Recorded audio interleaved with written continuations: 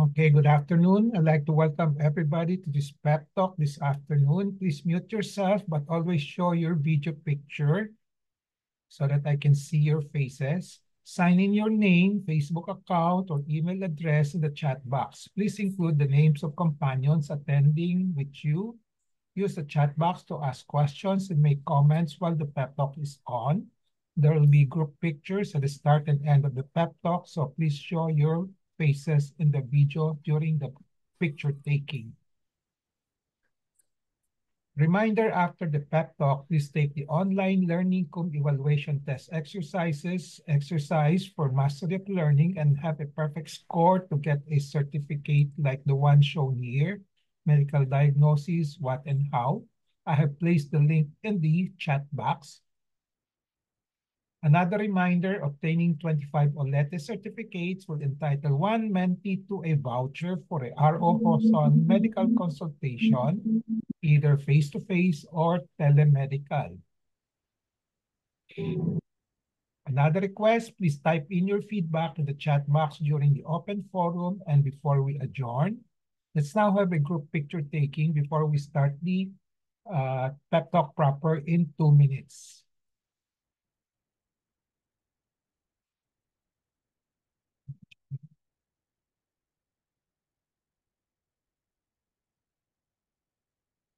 One. Okay. Angeline? Bet baliktad din ano mo. Okay, good. One, two, one. Don't move. One, two, three. Okay.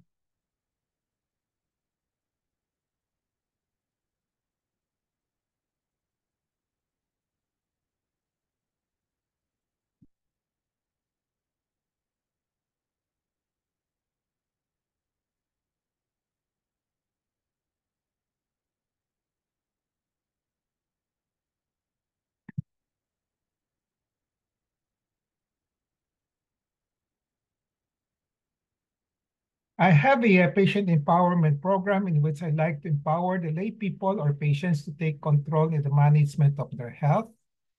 I started the pep talk on May 15, 2021 during the COVID-19 pandemic. There are 3 courses in the pep talk. I completed the core course on October 9, 2021. And then from October 23, 2021 onwards, I've been tackling health disorder and health issue courses. So May 18 this year marks the start of year 4 of the RO Hoson Pep Talk. How long the pep talk will last will depend on both you and my enthusiasm, discipline, and perseverance. This is our 158th pep talk already. My pep talk today is entitled Medical Diagnosis, What and How. Okay, so what is medical diagnosis and how it's being done? Okay. The empowerment objective is for the lay people to have an essential understanding on medical diagnosis, what and how as part of their health management. The contents of this pep talk will be the following. What is the meaning of diagnosis, medical diagnosis? What are the different types or categories of medical diagnosis? When is medical diagnosis being done? When are the what are the possible outcomes after a diagnostic process or processes? What are the 3 basic methods in medical diagnosing? And what are the basic processes in making a diagnosis? Are all medical diagnoses always accurate and certain? Does diagnosis always start with clinical diagnosis? What are the common issues and challenges in medical diagnosis among lay people? And what are the common issues and challenges in medical diagnosis among physicians? Okay. So, a disclaimer, this pep talk will contain my thoughts, perceptions, opinions, and recommendations culled from my personal experiences as well as from readings of reading other the writings of other health professionals. So I try to get some inputs from them. Okay.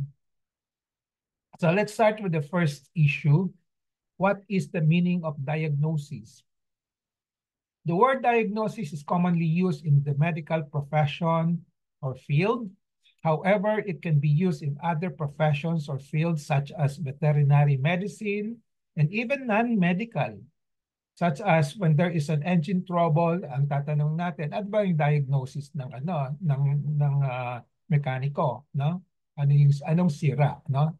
Pag tinanong nyo anong sira, yan ang tinatanong nyo kung ano yung diagnosis. Okay? And diagnosis during human conflicts, no? Yung mga, let's say, nag-aawayan, bakit sila nag-aawayan, no? So, you try to look for the cause, no? So the word diagnosis is not strictly confined to medicine. It can be used outside medicine. The word diagnosis comes from the Greek word gnosis, meaning knowledge. No?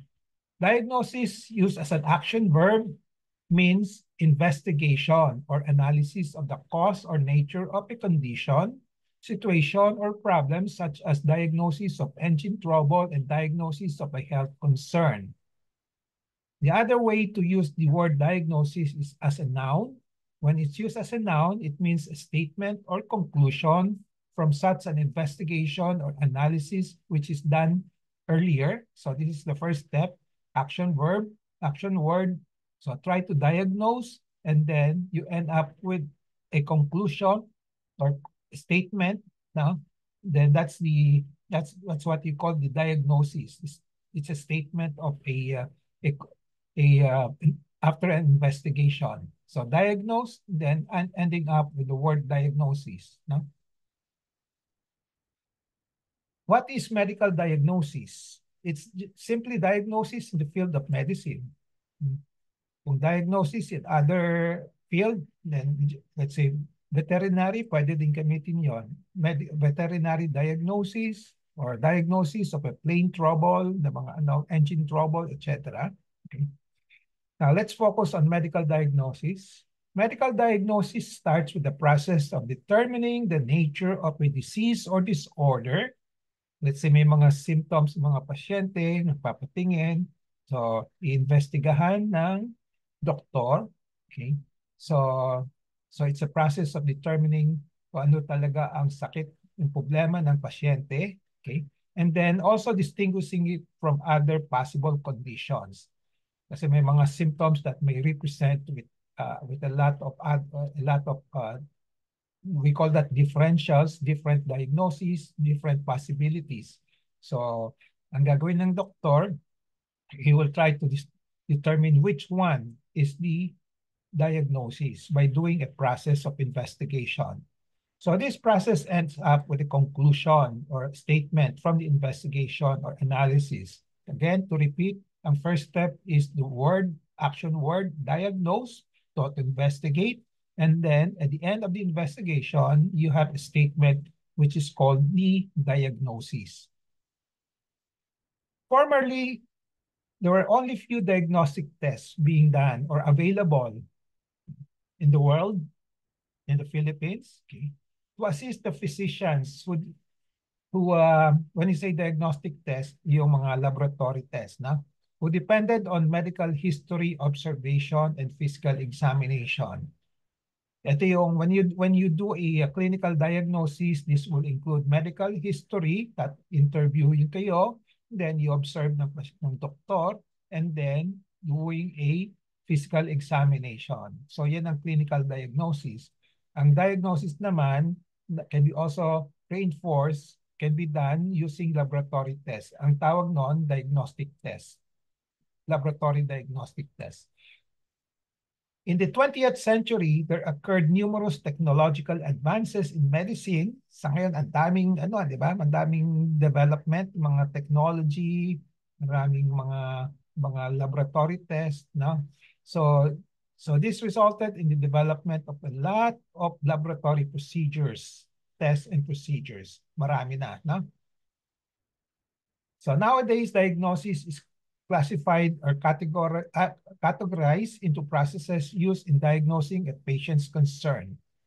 So may iba-ibang different types of categories of medical diagnosis. Now, one is the so-called clinical diagnosis. Ito usually ang starting point. No? Clinical diagnosis is based on medical history, particularly on the symptoms, anong nararamdaman ng pasyente, and physical examination findings by the physicians. So we call the physical examination findings by the physicians as signs. Yung mga nararamdaman ng pasyente, symptoms. So pinaprocess ng doktor yung symptoms and signs to come out with a clinical diagnosis. Walang laboratory test dito, no? Okay, so interview, then examining ng doktor yung pasyente by looking, by auscultation with the stethoscope, by palpation, etc., etc. Wala pang diagnostic test dito. So we call that clinical diagnosis. So yan ang first step. Then the other category of medical diagnosis is the laboratory. So this is based on the results of laboratory diagnostic tests done. So it can be result from blood tests, urine tests, stool tests, and other body fluid tests. Then diagnosis from biopsy. Okay, pag tinanggal isang sample ng bukol ninyo, body tissue, examine, that's what's called biopsy. Then cytologic diagnosis means yung diagnosis is based on microscopic examination of cells, parang pap smear, ganon, okay? And then histologic diagnosis is diagnosis made from examination, microscopic examination of tissues, yung mga kumpul-kumpul ng cells, bigger amount of sample, we call that histopathologic diagnosis. In contrast to cytologic, ang pinag-aaralan lang yung cells. Now, radiologic diagnosis is based on the results of X-rays done. Kaya tinatawag na radio, okay? X-ray. So then you have the imaging procedure diagnosis. Maraming na mga different types of imaging procedures.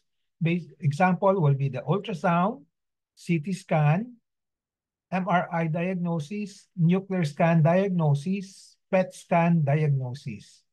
Okay. Strictly speaking, yung radiologic, yung X-rays are also part of imaging procedures. Then the other category is operative diagnosis or procedure diagnosis. So this is based on the findings and results of the operations or procedures that were done. Okay. Example will be pag nag-opera isang doktor, ano yung nakita niya intraoperative, no? So during the operation, he makes a diagnosis. And then after the operation, tapos na yung operasyon, then he makes a final diagnosis after the operation. That's what is called post-operative. Kumisan pwedeng final na siya, but kumisan, kadalasan, meron pang mga laboratory tests like histopath, no? So, papasok ko yung histopath diagnosis, which I explained earlier. Then, explore lab diagnosis will be yung pag binuksan yung tiyan, titingnan kung anong meron. Then, at the end of the evaluation, the surgeon will come out with an exploratory laboratory diagnosis. This is the same as intraoperative diagnosis or post-operative diagnosis. No? Endoscopic diagnosis. Okay, you have heard about gastroscopy, colonoscopy, bronchoscopy, laryngoscopy. Ito yung mga diagnoses that are derived from these procedures, yung mga endoscopy. Autopsy diagnosis is another category. Kung namatay na yung pasyente at in-examine, no? So may diagnosis. Ang tawag doon, autopsy diagnosis. So it's based on the autopsy done. So another aspect of this issue, different types of diagnosis, you have to consider the so-called primary and secondary. No? Okay. When you say primary, this is the most probable diagnosis, the number one suspect. Secondary diagnosis is the number two suspect. In medicine, there's no such thing as 100% sure all the time, or always, usually wala, no? So that usually merong unang suspect and number two suspect, no? Okay. Now, differential diagnosis is covers primary and secondary, kaya lang ang differential diagnosis can be more than 2. Okay? So lahat is isasama nila, all possible that may be present. It can be 3, 4, 5, 6. Okay? Pag tatlo siya, tertiary, you can say tertiary diagnosis. Na? Okay.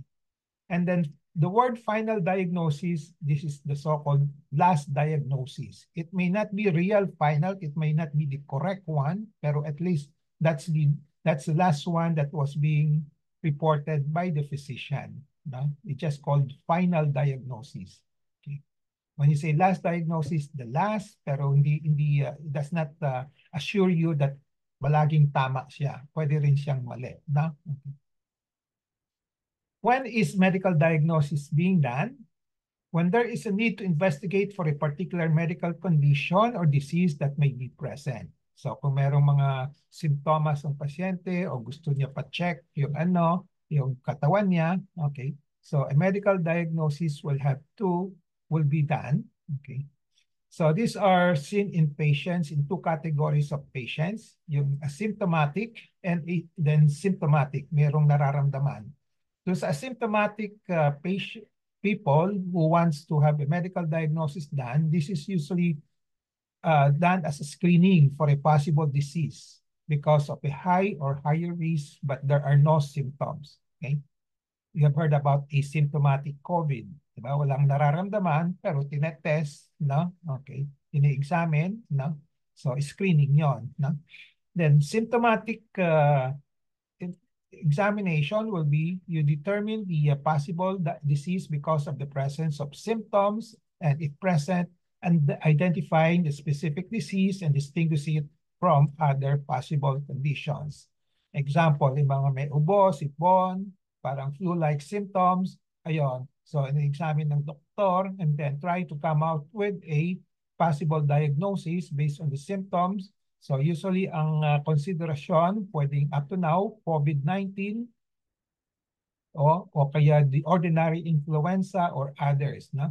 So before the COVID-19 pandemic, wala tayong kino-consider na COVID-19, no? So it's only flu. But nowadays, we have to consider COVID-19 as part of the possible diagnosis in patients with flu-like symptoms. Okay? So ngayon, marami pa rin may flu, may COVID. No? Okay. What are the possible outcomes after a diagnostic process? So pag pag in-investigate, anong possible outcome? So it can turn out to be normal, walang problema, okay, walang disease. Okay. It could be a non-specific medical condition which will spontaneously resolve. No? Meron siyang nararamdaman, meron findings, pero it's something that will be transient, kusang mawawala. So we call that non-specific, saka hindi siya talagang it does not, it cannot be categorized into a very specific disease. Yeah, we just call it non-specific medical condition. So ito yung mga condition that will, sa palagay ng doktor, will spontaneously resolve in a few days. No? Okay. Example will be yung mga flu-like symptoms. Kung minsan, hindi mo ma-diagnose kung talagang flu or COVID or others, may others pa, non-specific lang. Kasi kinakati lang yung lalamunan, ganon. We can call that non-specific sore throat, no? Mawawala siya, no? And then, obserbahan lang, kusang mawawala. So we call that non-specific. Pero kung na-identify na it's due to COVID, then we call it a COVID-19 infection. Or if it's due to flu, influenza. Okay? So another possible outcome will be meron siyang sakit na identify but which does not need treatment. Just watchful waiting. It's possible. So this connote that not all diseases need treatment. No? May mga sakit na kusang pabayaan mo lang, kusang mawawala, no? You just watch and wait. No? And then the other possible outcome would be a disease which needs treatment as early as possible. Okay? Like yung mga cancer, no? Okay. O yung mga let's say heart attack, no? Okay. The other category is a possible outcome will be the diseases which cannot be treated anymore because of advanced stage or high risk of complications and death. We know that there are people who come in late, so na-diagnose na advanced cancer. So that's another possible outcome of a diagnostic investigation. May sakit yung pasyente, may cancer, advanced na. Okay. And the last possible outcome after diagnostic process will be the doctor try to determine the extent of the disease in terms of severity or stages. So na-identify niya, let's say, cancer, breast cancer, thyroid cancer. Then the next step, it will be to determine ganong ka-advanced na yung cancer. Okay, ganong kalala. No? Okay. So these are the various possible outcomes after a diagnostic process. Again, normal, non-specific, disease which does not need treatment, disease which needs treatment right away, disease which cannot be treated anymore. The doctor will tell you honestly, advanced na, medyo the prognosis is bad, medyo mahirap gamutin. And then the other thing that the doctor will do to determine the extent of the disease. What are the three basic methods of medical diagnosing? I think process, no? So number one is interviewing patients for symptoms and doing physical examination. As I said earlier, this is categorized as clinical diagnosis. So during the observation, after the initial clinical diagnosis and laboratory test, if done, so pwede mag-observe lang pag ginawa na yung history, PE, and may lab test na, may diagnosis, pwede pang i-observe. No? Okay. So that's another basic methods of medical diagnosis. The other one is doing laboratory and procedural diagnostic tests. Okay. So tandaan lang ito, usually tinatanong kayo ng, you have that experience, tinatanong kayo ng doctor, interview. So the doctor is trying to get symptoms. And then kung in-examine siya, in-examine kayo, he's doing the physical exam. So yan ang clinical diagnosis. When he ordered for lab tests or procedures, then that's another type of trying to diagnose what you have. No? Then after all these things, pwede ding wala nang gagawin, basta i-observe lang. Yung observation is still part of the basic methods of trying to diagnose. Kasama yon, no? So ito yung frequently forgotten, yung observation. No? Okay, ito. That's why I put there a question to discuss kasi importante ito. Most of the time nakakalimutan. Observation means continually improving the course of a patient's symptoms and signs after initial clinical diagnosis and after a laboratory procedure diagnostic test if it's done. Kung pwede ding wala yung wala yung laboratory test, just the clinical diagnosis, you observe lang. It can be done, observation can be done if there is uncertainty, disigurado in the initial diagnosis. So pag in-observe, it can lead to a more certain diagnosis in the future date. Then observation is also done to validate or correct an initial diagnosis. Yan ang usefulness of observation. There should be continuing observation after any diagnosis because of the ever-present possibility of errors. This just means lahat ng diagnoses that are given to you at a certain point in time is maybe the last diagnosis, as I said, pero hindi siya palaging perfect. Kaya importante pa rin yung observation. No? So to check kung talagang tama o hindi. No? Okay. So again, I'd like to emphasize observation is part of a method to diagnose.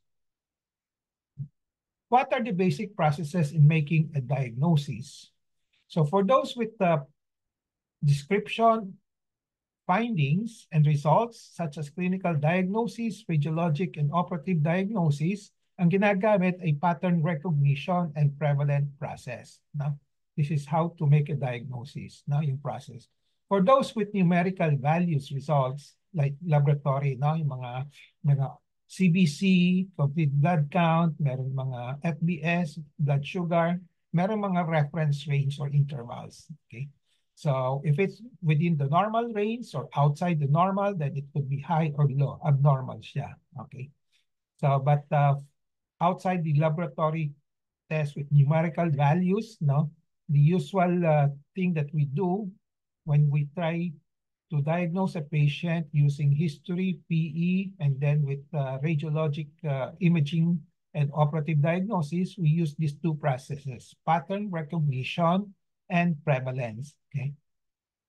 I will explain pattern recognition, these two now. Okay. So pattern recognition or matching is the realization that the patient's problem representation conforms to a previously learned picture or pattern of a disease. The clinical diagnosis will be disease that has the clinical presentation that match that of the patient. Okay. So parang matching type yan. No? So a patients with a flu-like syndrome, tapos meron siyang mga loss of taste, loss of smell. So at the height of the COVID-19 pandemic, yan ang ginagamit nating pattern for diagnosis COVID. No? Yung flu, usually wala yan. No? Kaya we usually don't, may kumisan meron ding loss of taste pero not so common. So ang priority, because of the presence of that loss of sense of smell or taste, kaya ang primary diagnosis will be COVID-19. Okay? Although flu is still possible, pero based on prevalence, okay, ito yung sinasabi kong prevalence. The prevalence process means the choice of diagnosis is based on the frequency of occurrence of the disease in a certain locality, in a certain age, sex group, and in the affected organs and systems. No? So going back to that example, flu-like syndrome, pwedeng COVID, pwedeng influenza, pero may sense of loss of taste, no? Mas common yon. So we put as number one, COVID-19, okay? Or before the COVID-19 pandemic, kung may flu-like symptoms, we don't consider COVID kasi wala pang COVID-19. So based on prevalence yon. Ang pinaka-more common noon ay flu, no? Ngayon, hindi ko na alam kung ano yung how do you use the prep? Mahirap na to differentiate COVID-19 and flu sa ngayon. Mukhang equal na yung prevalence, no? Okay. Pero kung let's say kung merong siyang epidemic in one locality, if you have flu-like symptoms, then you have to put as number one COVID-19, no? Kung wala naman, kung mababa ang incidence, you can put flu as the number one consideration. So that's what is meant by using the prevalent process. Kung anong pinaka-common at that time. No? Now, are all the medical diagnoses always accurate and certain? So the answer is a big no, no, no, no. They're not always accurate and not certain. Okay?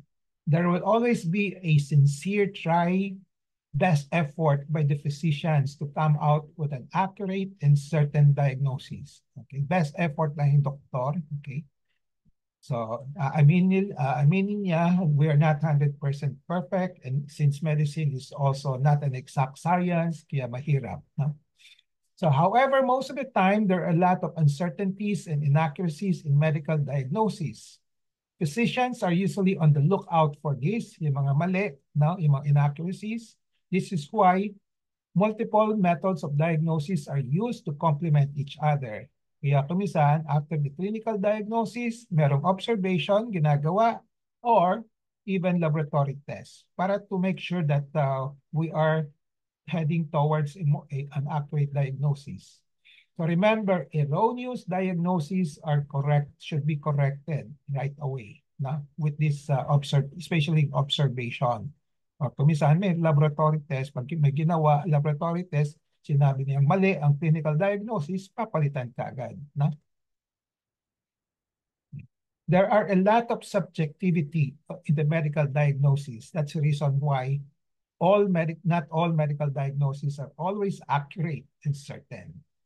Thus, there are terms like, for those who have experience with the mga laboratory reports, no, like needle biopsy, mammography, no, ultrasound, no, So may mga terms like probably, then suspicious, suggestive, and consistent. No? So all these terms connote subjectivity. No? Okay. Also, there might be terms like this, or that suspect cannot be ruled out. Pag nakita niyo yung mga terms, no, suspect for something cannot be ruled out, is a consideration, is a possibility. Again, all of these terms connote that there are a lot of subjectivity in the medical diagnosis. No? So when you say subjectivity, it depends on the personal opinion of the doctors who are doing the diagnosis. Okay. So common practices by physicians in diagnosis. Okay. That this is the reality. No? You have to take note of that para to help you in understanding how medical diagnoses are being done by physicians. There is a tendency to overdiagnose than to underdiagnose. Okay. So the preference is to err on the side of commission than on omission.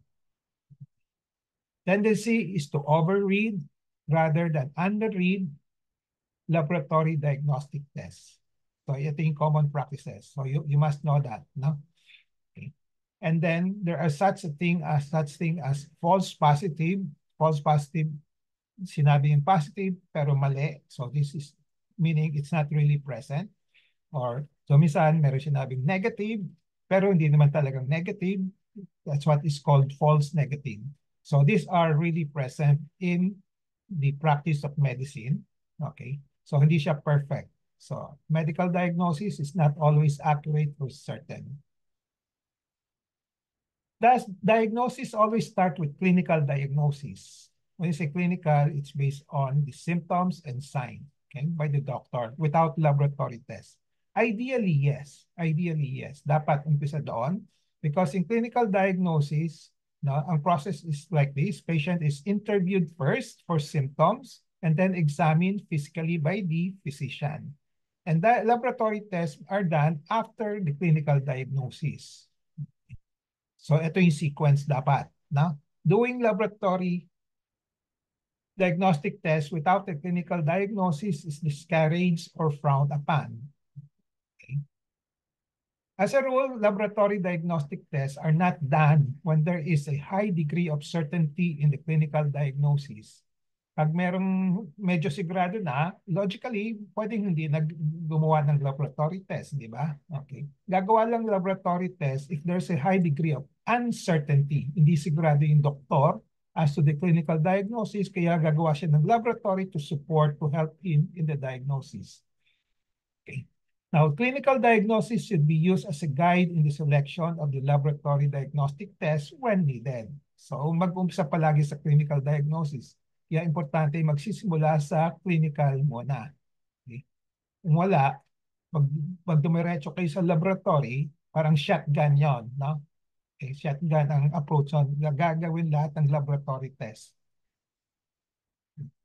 And to show the importance of the clinical diagnosis in almost every laboratory diagnostic test, there's a statement on the need to correlate the test findings with the clinical diagnosis.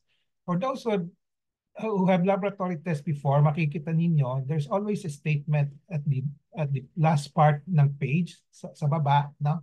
So ito yung mga usual statement.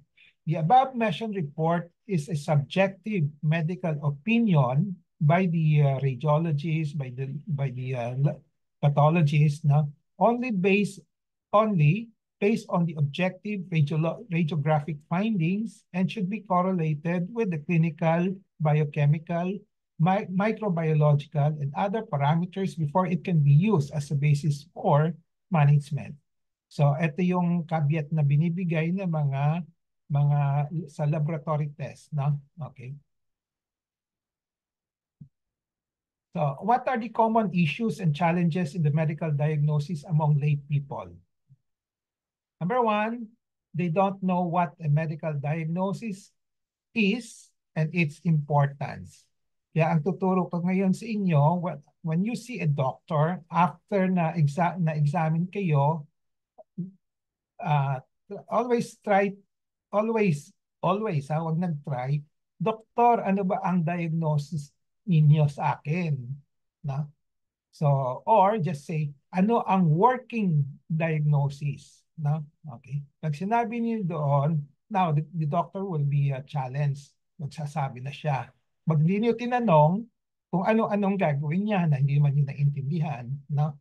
So, always after na-examine kayo ng doktor, no, bago gumawa ng mga laboratory test, tanungin niyo muna, Doktor, ano yung working diagnosis ninyo? When you say working, it implies that okay lang kung di kayo sigurado, but give me kung ano yung nasa isip ninyo, no? Ano yung primary diagnosis, ganon, no? Para may guide kung anong gagawin susunod, no? So number 2 issue will be the patients don't insist on asking the physicians to give them and explain to them the most probable and working clinical diagnosis prior to doing the laboratory test and prior to the treatment. Okay, so ito usually the case. Minsan, you just trust the doctor pero hindi nyo alam kung tama ang ginagawa o hindi, no? Or ah naniniwala kayo sa laboratory test kasi you were led to believe that baka may mas maganda yung may laboratory test kaysa wala, no? So it's not true, no? So a lot of times yung clinical diagnosis is also very important. Of course, the last one is that they are not empowered on this. Okay? So I hope after this lecture, I'll be empowering you on the medical diagnosis. Ito lang hinihingi ko sa inyo. Okay. After you are examined by a doctor whom you consult, tanungin ninyo, Doktor, ano yung working diagnosis ninyo? Okay. Kung anong probability, anong most probable, no? Or yung second most probable, kahit na hindi kayo sigurado, no? Okay. Now, okay, the other issue here, if they are empowered on medical diagnosis, they will get these benefits. Ito yung mga benefits that you will get kung empowered kayo. Gaining greater control over decisions and actions affecting their health. So kayo magde-decide. Improvement in the quality in healthcare administered by the physicians and other healthcare professionals because of the patient-centered care, kasi nagtatanong kayo. Okay. Improvement in healthcare outcomes because of patient participation, leading to longevity and full and contented life. Okay, so dapat nagtatanong kayo, patient participation, wag lang yung babayaan yung doktor to decide for you, di ba? Then, control of medical costs because of patient-centered care and patient participation. So, tatanong ko kayo, magkano ho ba yan? And then, kailangan ba yan based on the diagnosis or not? Okay? Now, what are the common issues and challenges in the medical diagnosis among doktor naman? Okay, kanina, mga pasyente, ngayon, doktor naman. So, commonly, physicians rely too much on laboratory diagnostic tests, even up to now. And then, especially not doing physical examination for assessment. A lot of doctors do not do that because they rely too much on laboratory tests. Okay? And forgetting the importance of clinical examination. Now, when you say clinical examination, interview or history and physical examination using symptoms and signs. Okay? So relying too much on laboratory tests. Okay? Okay? And then forgetting the importance of clinical examination. Okay? In terms of need for correlation, pag may laboratory kayo, i-correlate pa rin yung clinical examination findings. And two, they have the thinking that laboratory tests have the final say or diagnosis. Just like the lay people, kala nila mas maganda yung mas accurate yung laboratory test all the time. No? Hindi. No? Okay, ganun din a lot of doctors, ganun din. They rely too much on the laboratory test, forgetting the importance, the usefulness of the clinical examination.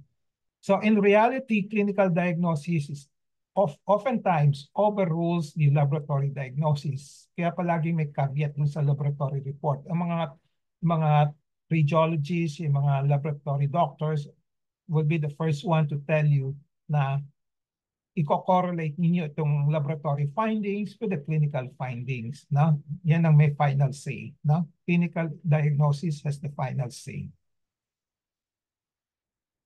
Okay. Another issue, not making a definite or specific clinical diagnosis, which is oftentimes possible. Okay. Basta sabi niya, eto lahat possible. No? So hindi siya gagawa ng isa o dalawa, primary or secondary. Tapos sasabihin niya, anything is possible, kaya isa-shotgun diagnostic test. Bahala na yung laboratory test to give you the specific diagnosis. Okay. So oftentimes, the doctors do not do interviewing of patients and doing of physical examinations to get to a clinical diagnosis. They rely on laboratory diagnostic tests to give the medical diagnosis, thinking it is always more accurate than using history and physical examination. Okay, again, to repeat, they use the shotgun approach, doing laboratory tests to get to a medical diagnosis. Okay? Ginawa lahat ng test, then from the test, doon sila kukuha ng kung ano bang meron. No? That pwede naman umpisahan sa clinical diagnosis, no? Makukuha naman. Of course, not all the time. Pag hindi kaya, that's the time you go to a laboratory test. And another issue here, challenges among the doctors. Physicians don't spell out clearly to the patients the medical diagnosis prior to actions, so other actions like ordering laboratory diagnostic tests and prescribing treatment. They don't explain well their medical diagnosis, including their basis for the diagnosis. Okay. Physicians have a mindset that clinical diagnosis based on history and physical examination cannot stand alone. Yan palagi iniisip din nila, kailangan may laboratory. No? They have to be complementary laboratory diagnostic tests done before they can give out the medical diagnosis.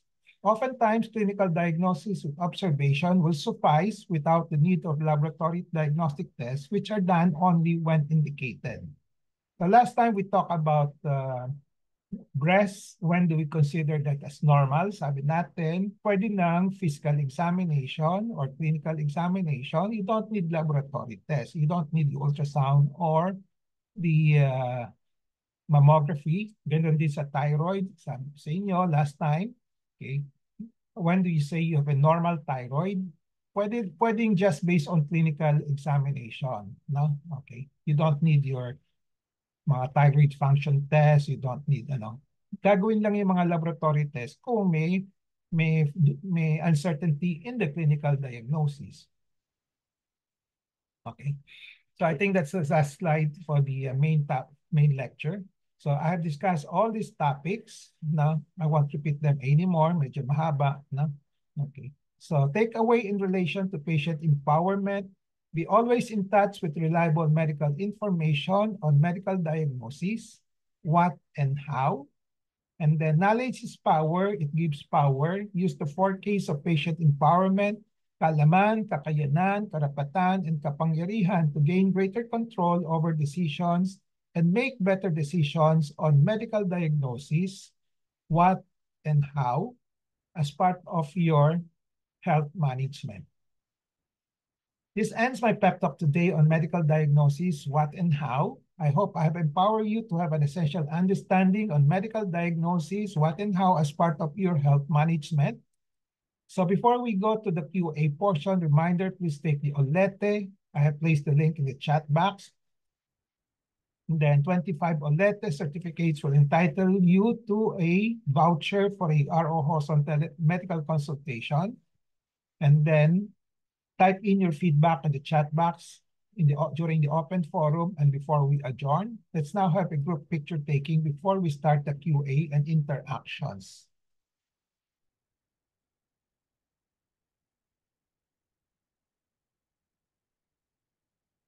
Okay.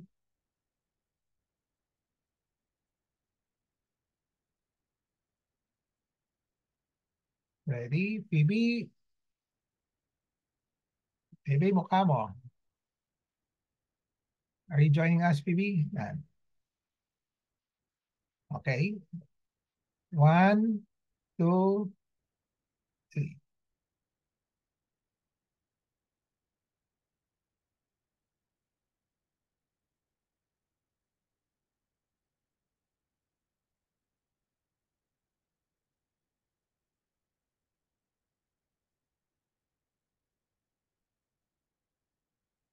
Okay, the floor is now open for questions, comments, suggestions, recommendations, and free consult. Medyo, Question, Doc. medyo mahaba lang ito, but I think it's very basic, no? Okay, important Yes. sa lahat, no? Okay. Okay, Susan. Yes, ang question ko, Doc, this is an experience of my husband, ano. Meron siyang, he was prescribed for a diabetes maintenance, ano, na parang ang per kwento niya na with comparison with other co-employees na prescribe ng diabetes maintenance, parang ang ano nila sa kanya, shinare nila na dapat hindi mo muna ininom yung medicine mo kasi dapat na kumbaga na test kang mabuti kung nasa diabetic level ka talaga. Kasi once na nag-take ka na niyan, it will be continuous na, talagang magiging maintenance mo na.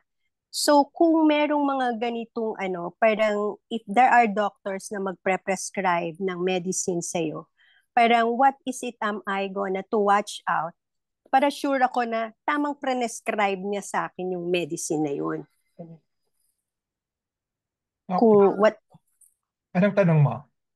Yun nga po, ano po ba yung magiging parameters ko dapat na, kasi di ba sabi mo po, minsan we don't ask na the doctors because we trust them, di ba? Eh parang ito, hindi ko rin alam kung true yung sinabi ng isang kaibigan ng husband ko na he shouldn't take dapat the diabetic medicine kasi dapat na rule out mabuti na nasa diabetic level siya before niya ininom yung maintenance niya. So parang ang patient, ano ba ang parameters namin para talagang, o talaga, dapat ko na talagang inumin itong nireseta ni Doc, yung ganon. So, kailan ba ako nandoon sa situation na yun na tatanggapin ko na yung hindi yung, sinabi inumin ko, di inumin ko, yung ganon na lang. Okay. Ganun yan. Number one, I like to advise you, be very cautious with yung mga sabi-sabi ng mga kaibigan, mga Apo. kamag-anak. Okay? Iba-iba kasi yung mga sitwasyon ng decision making ng doktor, no? Okay. Apo. So be cautious on that. Okay. Essentially, you can say that not two patients are exactly the same. No? Iba-iba. Okay. No? Okay. Number two, when you see a doctor, aside from, of course, you have to may trust kayo, no? But before you establish that trust and confidence, make sure that he's something that he's doing everything that is of high quality, no? Okay. So binibigay sa inyo yung diagnosis, no? Ina-explain sa inyo lahat-lahat. Apo. And then binibigyan kayo ng chance to ask questions, no? Okay. Okay. So, ask questions as kasi alam ko may mga doktor na may nagsasabi sa akin, Opo. nagagalit kung maraming tanong, Ano? ganon. Okay? So, just ask questions. Okay. Minsan, a lot of times, the decision will always, iba-iba yung mga doktor kanya-kanyang mindset. Pero Apo. Apo. at least alam niyo ang basis niya, no? Okay. Okay. Sige. Kung logical ang basis niya, no?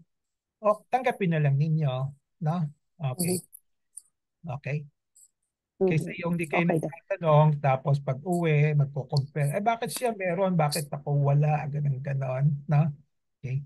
Sa medicine kasi Apo. hindi siya dekahon na isa lang iba-iba yung sitwasyon Iba-iba ang decision making no? Okay. Bakit Okay. makita Apo. niyo mga umiinom ng anti-diabetic, iba-iba yung gamot. Bakit iba-iba? 'Di ba? Ang tanong, 'di ba? Iba-iba ang daming gamot 'di ba? Ang daming klaseng gamot, iba metformin, Apo. no? So yung hypertension ganun din, iba-iba, no? Okay. So it's eventually it will be the pag nag-consult kayo, it will be the doctor's decision kung anong Apo. gusto niya, no? Pero bago niyo tanggapin yung decision niya, yung recommendation, magtanong-tanong kayo, no? Kung it conforms to your own mindset, yung wishes mo, then at matatanggap mo at kaya mo, then tanggapin mo na lang, no? Apo. Okay, Doc. Okay? Okay. Kasi hindi ko naman yun na-experience sa inyo, Doc. Kasi pag kayong nagreseta, in-explain nyo naman mabuti from the start kung where it come from, why is it, what's the need for it. Kasi ito yung mga nakita nyong findings. So I did not experience that. So I Yeah. just take it religiously kasi naintindihan ko naman yung prescription mo po. Yeah. Okay. Thank you for the answer, Doc. Thank you. Thank you. Okay, but if in the future, if you have questions, hindi natin ma-avoid yan, may mga tanong ka pa, Apo. always approach me. Okay? Yes, Doc. Ready to answer your questions. No? Yes po. This pep talk na, I cannot explain everything during a clinic consultation, di ba?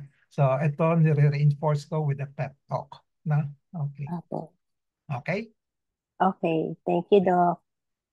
Any other questions?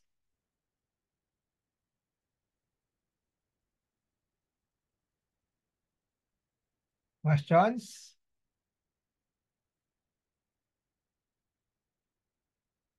Angeline, Samantha, long time no see. Any question, Angeline? Unmute yourself. Unmute. Okay, good. Walang boses. Walang sound. Walang sound. Naririnig ba niyo siya? Hindi.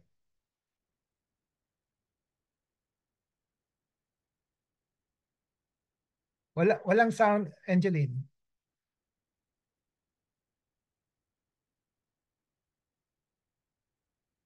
Anyway, we'll get back to you. Any other questions?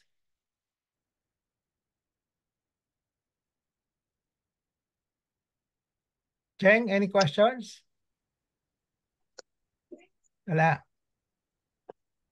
Okay. Eh kung walang magtatanong, Doc, may question pa ako. Sure. Oo, sige. Okay. Kung sakali kasi per your lecture today, yung na I've learned that okay, before you arrive in a diagnosis, merong first step, second step like the clinical diagnosis, yung physically, and then kung meron mga ano doon, then that's the time na yung mga symptoms, the ano of the symptoms para sa clinical diagnosis mo. I meant and then before you go to medical diagnosis, which is already the laboratory test. Depends on yung whether it's blood or mga ultrasound or whatever laboratory test, di po ba? So Ah, kung yung doctor na, ba may doctor ako, nag-consult ako sa kanya, hindi niya binigay sa akin yung ganong step by step.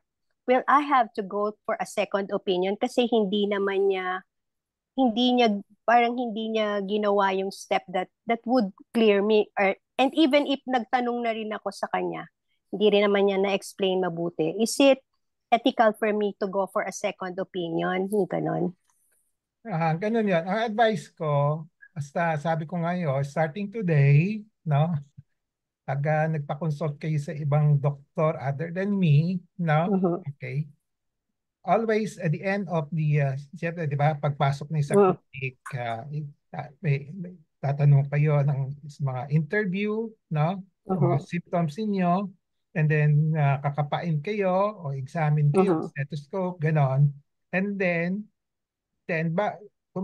kadalasan, sabi ko nga, ang practice ng mga doctor, hindi niya sinasabi kung anong meron ka, Opo. no? Tapos may laboratory test na kaagad, mga prescription, di Opo. ba? So what I would Mhm. advise you to do from here on, okay, tanong niyo sa doktor, no? Kahit kahit na nireseta na kayo ng mga ganon, but get back to him, sabi, just right there and then, sabi, Doctor, ano ba yung working diagnosis Working niyo? diagnosis. Just use the Mhm. word working Okay. diagnosis. no? Para pag narinig na rin working diagnosis, magugulat na siya, no? Sabi, ay, marunong Mhm. pala itong pasyente na ito. Alam niya ang pinagsasabi, no? So, Mhm. Mhm. napipilitan na siya mag-explain. No? Apo. Kasi a lot of doctors take it for granted na, ay, kayo, kasi hindi naman nagtatanong ng pasyente, bahala na kami. Ganun, no? Apo. So, pag tinanong niyo, doktor, ano yung working diagnosis niyo? Medyo, medyo parang magugulat na siya na to the point na, okay, may alam pala ito. I-explain ko. No? Ganun. No? Okay. And Eh then, kung hindi kung pa rin siya nagsabi ng working kung hindi pa diagnosis rin niya, at malabo yung explanation niya, okay, you have the right to see another doctor. No? doctor, sige. Okay. Okay. Mhm. But give it a try muna. No? No? Apo. Na, Mhm. doktor, ano yung working diagnosis ninyo, if I may ask? No? Mhm. Okay, ganoon. No? So, yan ang suggestion ko to everybody. No? Okay. Okay. Pag if you see a doctor, pag before any treatment or tanong niyo, what is your working diagnosis? Na? Okay. Huwag niyo i-assume na 100% sure siya sa isa. Ha? Hindi niya masasabi niyo. Sasabihin niya mga at least two possible. No? Apo. Okay. Okay, thank you ulit, Doc. Okay, welcome. Okay. Angeline, okay ka na? Wala pa rin.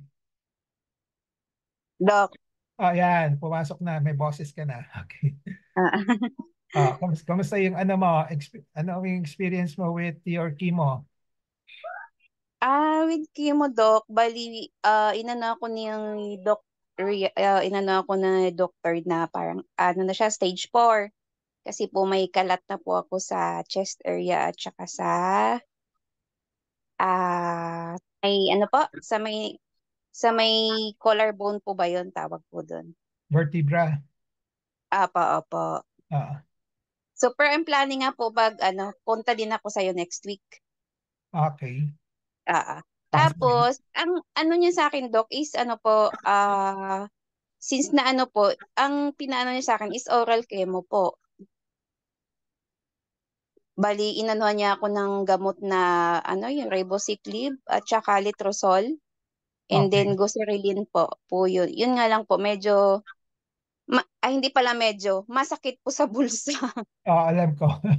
Okay. Now, at least sinabi sa iyo yung the reason why she is doing it, di ba? Okay. Opo. Kasi Ah, ang diagnosis is kung ano yung extent ng breast cancer mo, di ba? And then opo. sasabihin niya bakit kailangan mo ito, bakit kailangan mo ito, di ba? Kasi Okay. ano naman po siya, Doc, eh. Alam niyo naman po ako, inoorirat ko po yun kapag hindi ko Good. naiintindihan. Yan Kaya, gusto ko. Yan gusto ko. oo. Oo. So, So, siyempre, tinanong ko tatanungin nga, mo rin sa kanila kung ano ba, may mas mura ba? ang Okay. tinanong ko nga po kung ano po, kung mas may mura. Ang inano niya sa akin, mayroon, basta may ibang ano po siya, pero ang inano niya sa akin po, yun po yung pinaka the best na gamutan para po sa, ano ko po, para sa akin. Yeah. And then, in-explain niya naman po sa akin kung ano po yung mga, ano, so sabi ko, Dok, hanggang kailan po ito? Inano niya din sa akin na, hanggat ano daw po, hanggat ano po yung gamot, parang nag-work out sa akin yung gamot, yun po yun. Pero, syempre, iniisip ko naman, positive naman po ako na sana, hindi naman sa, ano po, hindi naman po habang buhay magagamot ako sa ganun. May feeling ko may pagbabago din naman po. Yeah. Okay. And we'll Mm-mm. talk about yung course mo. Pero ang for application for this lecture, na-explain sa iyo yung diagnosis mo, kung Apo. to what extent, then ang Yes. recommendation is this and that, and then bakit. Apo. Okay, that's good. No? Okay. Apo. So, Ayun, Doc. okay. Thank you. You're welcome. Any more? Ray Benjamin, what can you add some more? Ah, hello po. Hello. Ayun, pag tinatanong niyo yung ano, add ko lang, like, pag tatanungin niyo sa mga doctor yung working diagnosis, medyo ano, mahirap lang tanggapin lang yung sinabi nila. Like, para you can also do your own research or ask other doctors kung parang accurate ba yung diagnosis. Kasi baka kung ano yung sabihin nila, paniwalaan na, tas baka may inconsistency or mali pala yung sinasabi nila. So, yun lang. So, tanong lang ninyo kasi mahirap talaga maging doktor, mahirap mag-diagnose because of a lot of uncertainties in mga medicine, no? Kaya sabi nga nila, medicine is an inexact science. Now we go by probability, no? So, yung doktor lang makakagawa ng mga probability based on experience, ganon, no? Okay. So, magtatanong na lang kayo, no? Okay. So, pwede niyong reinforce yung sa Google pero wag niyong wag absolute, ha? Okay. Okay. Kasi may kanya-kanyang variation sa isang katawan, no? Okay. So, it has to be the doctor who will make the decision, no? And then kung maliwanag mag-explain at nag-explain at may logic, no? May naintindihan ninyo, may logic, no? Then tanggapin na lang ninyo, no? Okay. Of course, yung mga pagdating sa mga laboratory tests, no? Kung di nyo kaya, kausapin din nyo, meron bang alternative? Palaging may alternative yan, no? May options, no? Then, as I said, again, I want to emphasize, ang palagi nakakalimutan, observation. Observation could be a part of the diagnostic test, no? Na walang gagawin, basta i-observe lang, na? Okay. Okay. Kasi ang palagi nating iniisip, mga doktor din, basta kung merong uncertainty, laboratory test kagad, na? Pwede mong i-observe, no?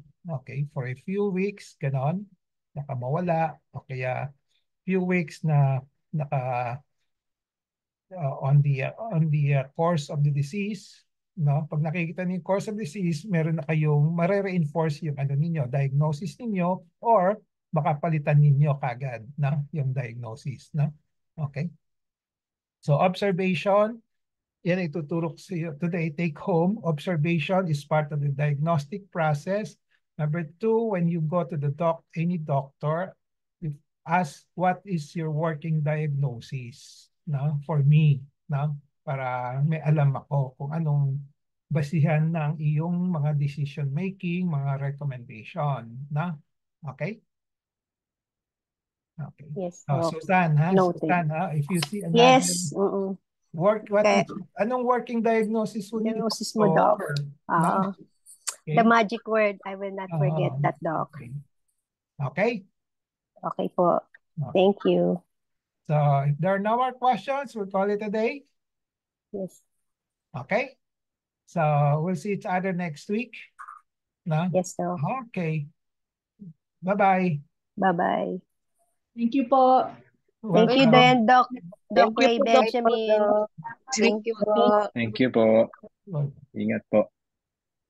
Ingat ka rin po dyan, Doc. Thank you. Bye-bye. Bye.